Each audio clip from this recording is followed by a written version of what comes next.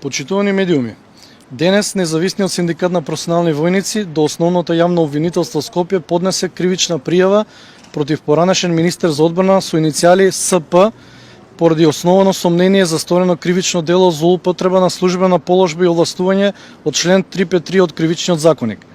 Пријавеното лице во период од 1 декември 2023 година до 28 мај 2024 година го сопре функционирањето на синдикатот спротивно на Законот за работни односи, ја сопре уплатата на членарината спротивно на колективниот договор на Министерството за одбрана, го замрзна членството и со сето тоа го спречи синдикалното движење на синдикатот и неговото работење за подобрување на правата на припадниците на армијата. Со ваквите постапки се прекршија Законот за работни односи, колективниот договор, општиот колективен договор за јавниот сектор и конвенциите на Меѓународната организација на трудот. Како моментално најкорумпирана институција во која за период од 9 месеци се направија 3 фалсификати од страна на криминалната група е Министерството за социјална политика, демографија и млади. Овие фалсификати ги подпишаа 3 различни министри и се спроведува во Министерството за одбрана. Тој криминал е наследен од претходниот министер и трае и до ден денес во рамките на Министерството за одбрана, во која НАТО армија синдикатот е блокиран, не се почитуваат одлуките на председателот и средствата се префрлаат на друга сметка и на друго лице. Цврсто сме убедени дека министерот за одбрана е добро изманипулиран од структури во Министерството за одбрана кои од многу одамна делуваат во Министерството за одбрана и секогаш се појавуваат кога се во прашање професионалните војници и нивниот синдикат. Секогаш кога професионалните војници ќе побарат права, се обструираат од овие структури во Министерството и армијата и од дел од другите синдикати.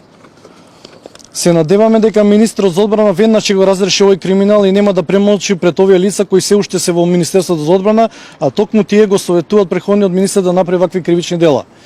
Ако во најбрз рок не се сопре ова блокирање и криминал врз синдикатот во Министерството за одбрана, професионалните војници ќе излезат на протести пред владата на Република Македонија како во 2009 година.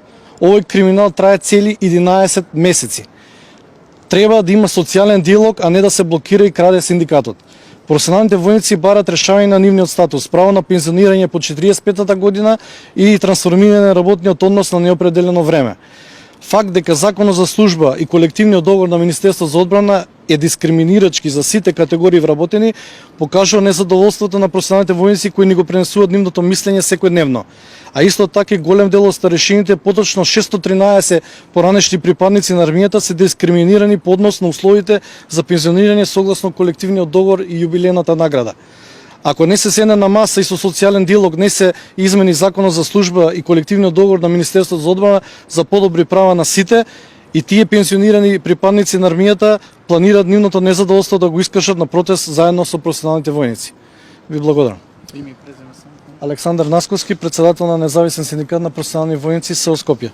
Дали се обративте до актуелното раководство во Министерството за одбрана, во владата, до други институции и дали ви одговорија? Се обративме до министерот за одбрана, 130 дена имаме игнорирање на од страна на министерот, немаме социјален диалог, не повика да ги соопштиме овие проблеми кои се преземени од претходното министерство, претходниот министри и претходната влада.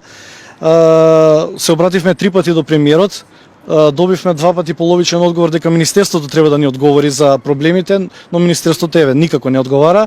Се обративме до врховниот командант, председателката Давкова, каде што не добивме до сега одговор за да ги соопштиме нашите проблеми, така да ги искористивме сите можни демократски начини како да искомуницираме да ги решиме проблемите и останува единствено да, ако не се разреши во најбрз можен рок, да излеземе сите на протести, а војниците имаат многу причини поради кои треба да излезат на протести.